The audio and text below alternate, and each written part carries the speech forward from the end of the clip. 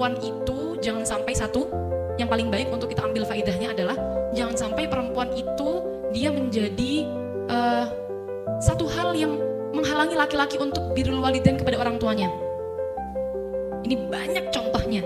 Perempuan itu ingin dinomorsatukan di rumahnya sendiri, padahal laki-laki punya kewajiban untuk birrul walidain, punya kewajiban untuk menghormati orang tuanya lebih dari istrinya. Seperti itu. Bahkan ada satu cerita, saya menyampaikan satu cerita. Ini penting untuk kita perempuan tahu, agar kita itu bisa tahu posisi diri kita bagaimana. Sebenarnya untuk berkarir itu, kalau tadi saya juga bilang ke sama ibu, pintar-pintarnya perempuan komunikasi dengan laki-laki. Kan ridho itu kan harus pintar komunikasi sebenarnya.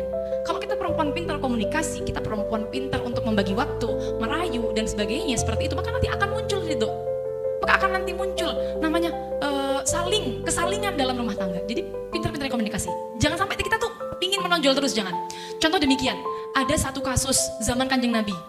Sahabat itu ketika nazar dituntun talqin sama sahabat yang lain, sahabat Umar, tidak bisa baca la ilaha illallah, tidak bisa baca kalimat tauhid, tidak bisa. Sampai bingung para sahabat ini, kenapa? Tanya ke istrinya, Bu, kenapa suami sampean kok tidak bisa baca la ilaha illallah ketika nazar? Suami saya selalu jamaah di Masjid Nabawi. Dawuh istrinya, kata istrinya, suami saya itu selalu puasa setiap hari. Sebegitu ya, ibadahnya. Lalu akhirnya matur sahabat ini kepada Kanjeng Nabi, karena tidak bisa, para sahabat yang menuntun talqin tadi matur kepada Kanjeng Nabi karena sahabat ini tadi tidak bisa baca la ilaha illallah. Ketika matur sama Kanjeng Nabi ditanya, apakah dia punya ibu? Oh iya, masih punya Kanjeng Nabi. Ya sudah, sowan sana. Suruh sowan ke ibunya, dawuh ibunya, Bu, ini anak panjenengan tidak bisa ditalqin la ilaha illallah ketika nazar, tidak bisa keluar rohnya. Dawuh ibunya, biarkan, salah sendiri, dia selama hidupnya selalu mementingkan istrinya daripada saya.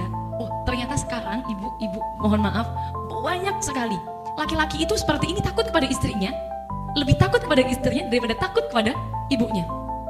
Ibunya semisal, mohon maaf, saya hanya menyeimbangkan antara isu-isu kesetaraan saja, bahwa ini di masa Kanjeng Nabi pun sudah ada loh, seperti itu loh, seperti ini. Ini ibunya bilang demikian, karena semasa mungkin hidupnya ibunya itu misal minta uang tidak diberi. Tapi kalau istrinya yang minta langsung jor-joran. Atau bahkan kemarin Habib Stegaf Barum juga dawuh demikian. Ada suaminya didatangi oleh ibunya minta uang sekedar hanya 50.000 oleh ibunya, tidak diberi karena dia takut, ntar saya izin dulu sama istri saya, Bu, seperti itu.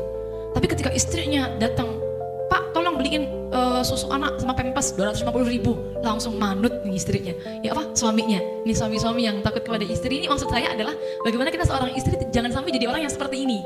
Seperti itu. Nah, ibu ini bilang demikian, biarkan dia tidak bisa nazak, salah sendiri sama saya semasa hidupnya, dia selalu mementingkan istrinya daripada saya. Akhirnya Kanjeng Nabi dawuh, bagaimana? Ya sudah, sahabat, kalau ibunya tidak mau ridho, bakar saja anaknya. Bakar saja anaknya. Di depan ibunya Nabi Muhammad dawuh demikian, bakar saja anaknya. Percuma ibunya nggak ridho, nanti kalau dia tidak dibakar di dunia, dia dibakar di akhirat dengan api neraka. Akhirnya namanya ibu, bagaimanapun anak tetaplah anak, mau tidak mau akhirnya ibunya, jangan Kanjeng Nabi, jangan dibakar anak saya. Ya sudah, saya ridho. Setelah ibunya dawuh ridho, saat itulah para sahabat nalkin lagi la ilaha illallah, bisa mau kalimat tauhid, kemudian nazak, dan kemudian selesai keluar rohnya.